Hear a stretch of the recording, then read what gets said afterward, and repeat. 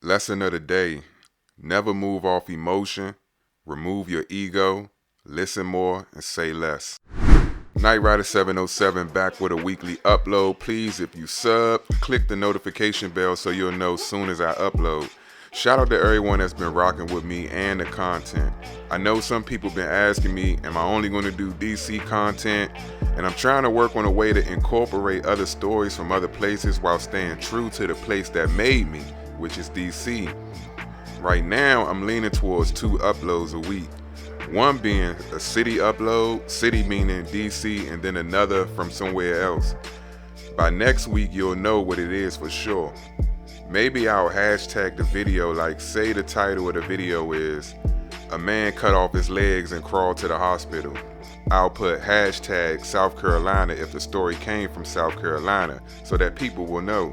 Cause I understand, man, this is YouTube and some people show up for different reasons. And I don't want anyone to click on something they don't want to see. Time is valuable, so I'll try to make it clear. That way, if you're from the DMV and you don't want to see that video, you'll know by the hashtag, and vice versa. But hopefully, most will click on it anyway just to support, but that's your right, so man, let's get right into it. Residents of Sursum Corda in Northwest Washington, like Darlene Brown, you can't even breathe in there. Got more and more frustrated. You can't sleep. It's so uncomfortable. Tuesday afternoon, underground cables failed, Boom! The manhole cover jumped up about 6 feet high. knocking out power to hundreds of residents who live in this private cooperative of nearly 200 units.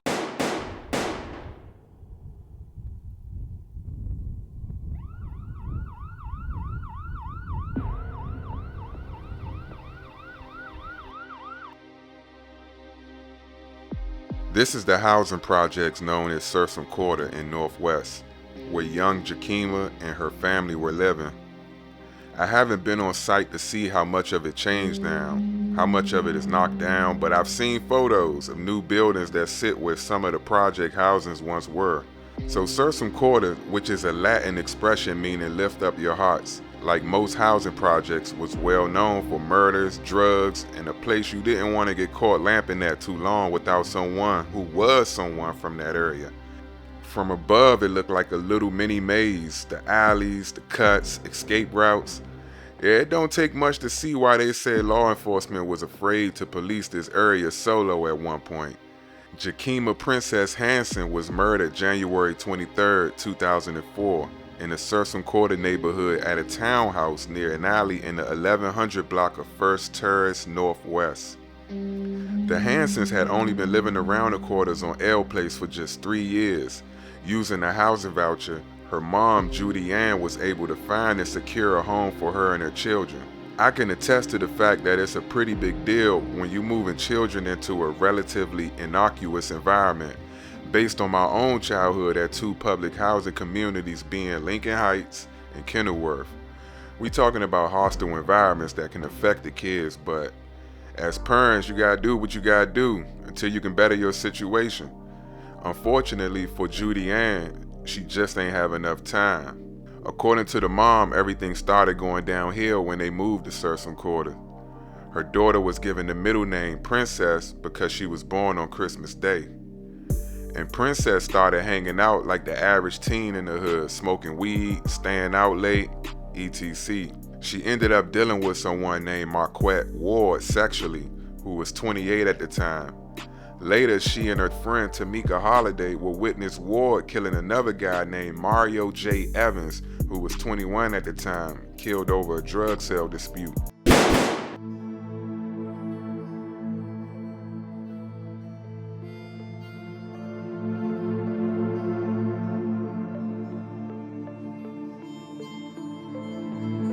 Keep in mind that Sursum Corda's had what I call in-house beef, where crews from different parts of the hood start beefing.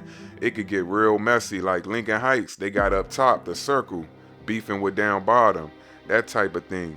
But technically everybody grew up together going to the same neighborhood schools, but sometimes things happen. I'm just mentioning this to give clarity on what goes down. So after Ward fatally shot Evans in the hallway of an apartment building with Hansen and others looking on, Ward grew worried that she was going to talk after secretly following her to a police station where she had been summoned by detectives. But truthfully, Princess didn't give the detectives nothing. She basically brushed them off. The days after Evans was killed, Ward was focused only on what Princess might tell the police.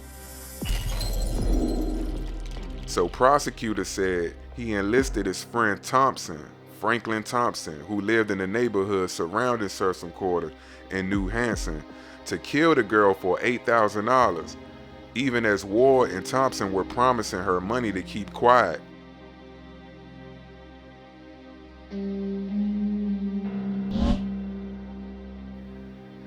I don't know how factual the money thing is, but if this was true, they could have just threw Princess a couple $1,000s and never had to worry about anything. And no, I'm not encouraging anyone to do anything like this, but just judging from this situation, it looked like Princess understood the code of the streets and was trying to capitalize off of it. But you have to be a thinking person to understand murder brings more problems, and when you can utilize money to pay off someone in the street life, it will go a long way rather than taking out a teenager. And now it's national news and the Washington Post, LA Times, heavy police traffic in the neighborhood. You gotta lay low, so if you're a hustler, you probably losing more money and risking the most valuable resource given to man, which is time. And that's true, capital T-R-U-E, time remains undefeated every day.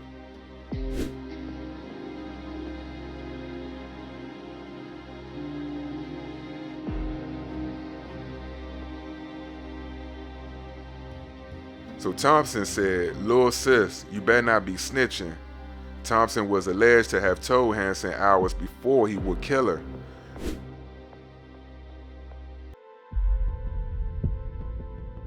What might have sounded to her like a tough love admonition was in fact a sinister premonition of what would unfold shortly after 11 p.m. Hansen and other children were gathered around the dining table at a friend's residence, laughing the evening away. Sent along to make sure the hit went down, Ward's cousin peeked into the house to make sure Hansen was inside. Then Thompson burst through the door and opened fire. The 12-year-old girl was wounded, but she wasn't the target. Hansen was. And Thompson chased her through the house and ultimately shot her in the head, torso, and leg. Holiday testified that Thompson also pointed his gun at her, but realized that it was empty and then left the house. Princess' mom, Judy Ann Hansen, told the Washington Post that police detectives had offered her daughter protection in exchange for information about the killing. She said police were clear about the danger witnesses face, with one detective telling her that a gunman will come and put you to sleep because he don't want to do 60 years. But her daughter declined the offer and told them she did not see anything. The mother said she was angry at police for not providing more help. Even if my daughters didn't want to say anything, they were supposed to put out protection just in case.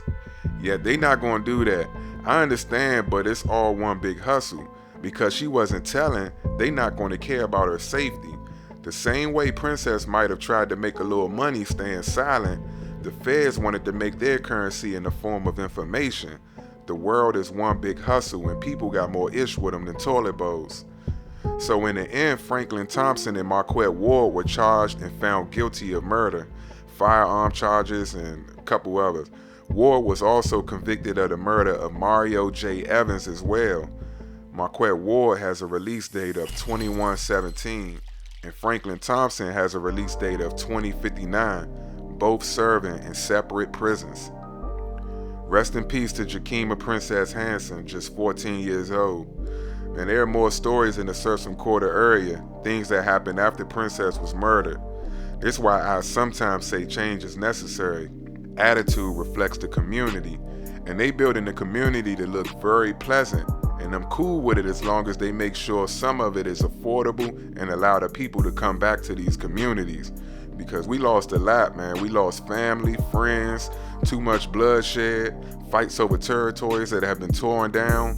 A lot of it is and was senseless crimes, but the truth is every group in this country, from the Jewish to the Italians, all had the cities at one point in fear, running the streets, committing the murders, and then given the chance to overcome.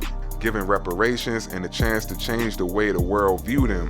And I believe that we are now living in the beginning stages of the transition of low and middle class Black Americans in the city. And it starts with what we see when we come out the house. Attitude reflects the community. Thanks for watching.